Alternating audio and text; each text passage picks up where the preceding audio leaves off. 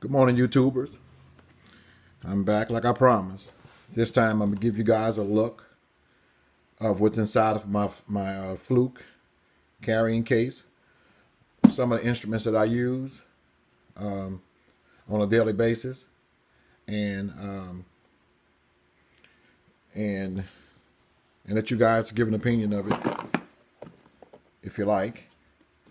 Well, first of all, this is a Fluke hard carrying case. Like a storage case. I keep a lot of my electronics testing devices in this, and it's not the only one I have. I have three of them, in fact. As an electrician, you know, you're going to be testing a lot of different things, and you must have to. You may have to carry around a lot of different tools to make those measurements. And I'm just this is one of the cases that I have as an industrial electrician of some of the items and devices, testing devices that I carry around with me. I'm going to start from the top of what's inside of here. Well, I carry a lot of batteries around, and these are the screwdrivers that I use to open my instruments up when I have to replace the batteries. These are fuses that I use for when I'm testing, whether it's a fuse box on a forklift or a car. If one of my cousins asked me to test it out to see if it's a blown fuse or what have you, and I have just about every kind of device to test anything. As an electrician, you can't go on a job and can't be prepared. I like to be prepared for all battles, even though there's no war going on. So I have a lot of different tools for a lot of different whatever that may come up. Problem that may come up electrically. Well, this is the top part of it. I'm not going to make a long video as always. I just want to give you guys some insight on some of the tools that I carry around with me on it when I go make a service call or when I'm doing my work in an industrial environment, commercial, and lately some residential. Again, since I say these homes are turning into smart homes, the voltage change and so on and so forth. Okay, well, we see what's inside of here. This is my batteries and so forth. Inside of here, this is a lot.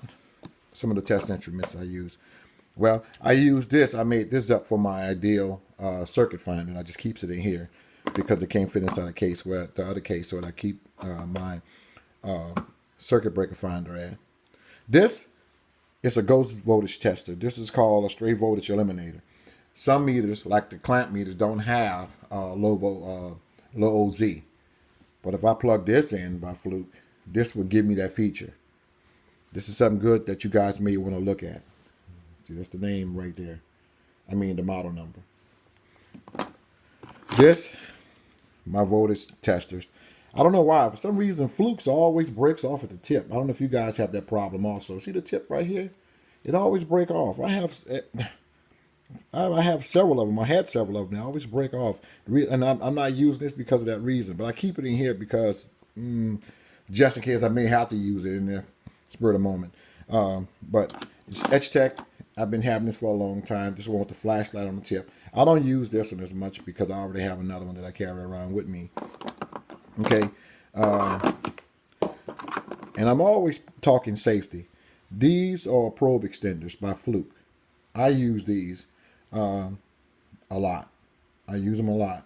I had to get used to them because for years I was using just regular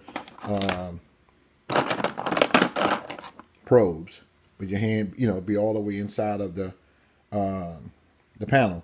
But I've learned to get used to them. So I use them on a daily basis.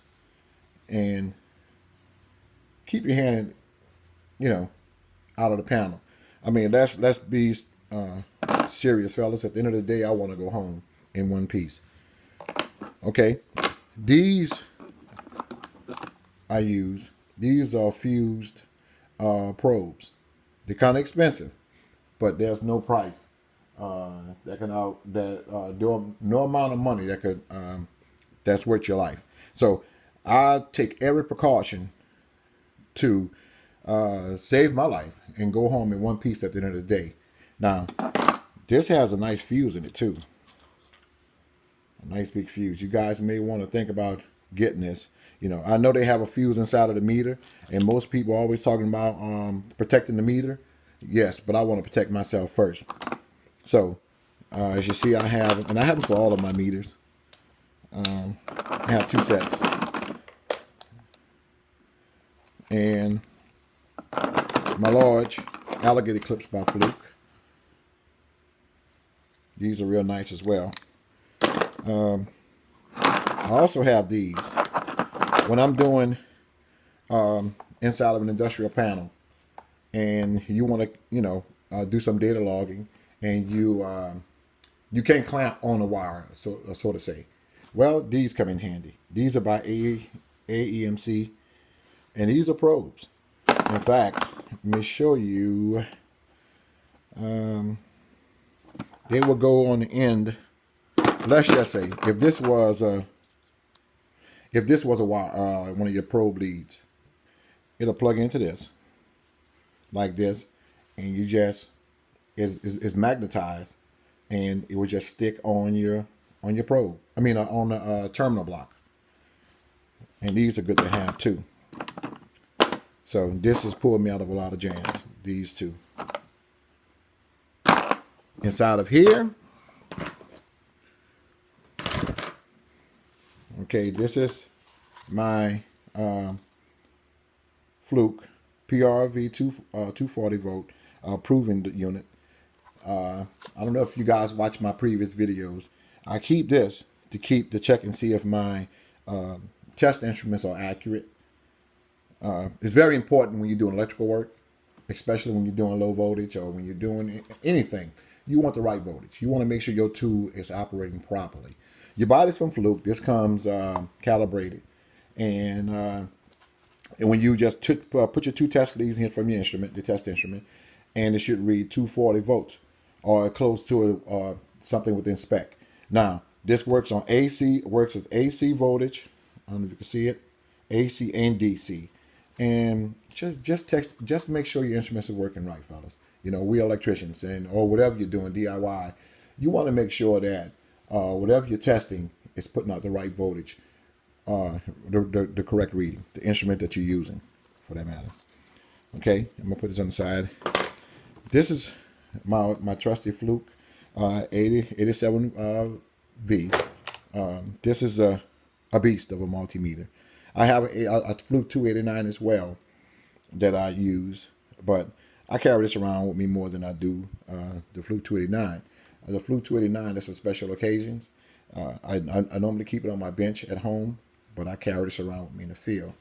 Now, this may be a little bit overkill for some people when they're doing residential work or commercial or whatever, but I like to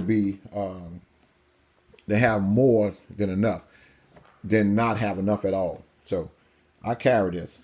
I don't keep the batteries in it because when I store it, I hate keeping batteries in my instruments because the batteries have a tendency of exploding and so on and so forth. This is my Fluke 376 clamp meter. I had this for a couple of years now. It don't have the Bluetooth, but that's okay. That's okay. I can still use this, and I don't have to put my face in the panel because if I want to take any kind of measurement, what have you, I can use the amperage measurement.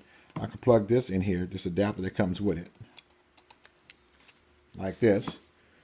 And I often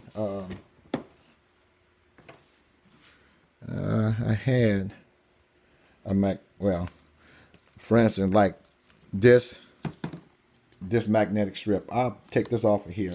I plug it in here, and I hang it up on the side of the panel. You know, I take it off of this 87 feet, and I'll put this side inside the wires, inside the panel, and take my measurement. And stay safe. But this is my Fluke 376 clamp meter, a beast of a meter. When you want the best, or you want to be the best electrician, and you know what you're doing, you want to have the best tools. Remember, your life is on the line, your reputation is on the line, and it's all about workmanship, quality work.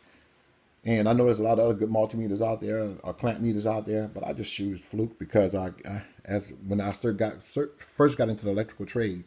I don't know, just Fluke just sold me on safety, and that means a lot to me. So I won't go out and buy a Harbor Freight brand of test instrument just because it looks good and they have 300 features on it, and give me safety. Okay, and this is the iFlex by Fluke that goes into that meter. Okay, now I made these up. I made this up. This is a GFI that I got off a hair dryer. I started some leads onto it, and this helps me to, if I'm taking a measurement inside the walls, instead of putting my two probes in, I'll do this and plug it in there. Now, remember safety, what I tell you about. If a short circuit was to come, instead of blowing the meter, this is a trip automatically. This is a trip. This is GFI before it gets to the meter and to me. So I made this up. I think out of the box a lot, and it's been working fine so far. Jumper wires. You gotta have jumper wires. You never know. You never know what you're gonna be working on, and you never know. Jumper wires. You can't go wrong. These are some really good jumper wires that I have. Top of the line. None of that little cheap thin wire 18 gauge. This is real flexible, and this is more like a 12 gauge wire right here. Wires right here. They're really good. This is something that I made up. But if I'm going into a lighting fixture, and I take the bulb out, they're not getting power. No, you are getting power to the light, but the light is not coming on. The bulb is not blown. So what I did was make this up. Well, this came with a light fixture. What I did was I made this up. Made this part up, put it on some leads. I'll screw this inside of the lighting fixture. Put this in here. Put this in here. Turn the light switch on, and it'll tell me if it's getting voltage. So that's this one I use if I'm testing my car out and keep blowing fuses. Well, there's a 10 amp fuse that sits in here. You put this inside of your fuse terminal in your car, and again, you plug this side into your meter and get a voltage reading instead of trying to probe it with your probes. This, set of Fluke test leads right here. Kind of twist, I can't think of the number, but I keeps all these in here because of that. These are some heavy duty Fluke test leads. It's not your normal Fluke leads like this. This is real heavy duty. I think it's TL27, I believe. This is the name, the model number for this Fluke right here. But I use these. I use these a lot. Like I told you with my probes right here, or the probe extenders. I use these with. And this is another set of Fluke test leads that I could fit certain adapters on, whatever accessories I have. I keep this pack of silica in here because moisture. I don't want moisture to be sitting into the meters when it's sitting in here. I may have it sitting in the back of my truck or sitting somewhere in my home, and moisture sets in. Remember, we're dealing with electricity. I don't want to turn this meter on one day and moisture sets in here and you're taking the reading, kaboom, or something happened that can hurt you. So safety is a big factor. So I put this in here to keep it dry. I normally wrap my meters up in plastic to keep dust from going inside the terminals right here. But anyway, fellas, that's all I have right now. This is my part of my setup as an electrician. I try to be the best electrician I can be. I don't want to go there and rate myself. but if I had to, I'm a damn good electrician. I've been around. I've been in the field now for over 20 years, and I know what I'm doing. So, fellas, I hope that this video, that you found something interesting in this video. If you like it, please subscribe. Press the like button. Leave a comment. I'll read it, and I'll reply to it. I'm out.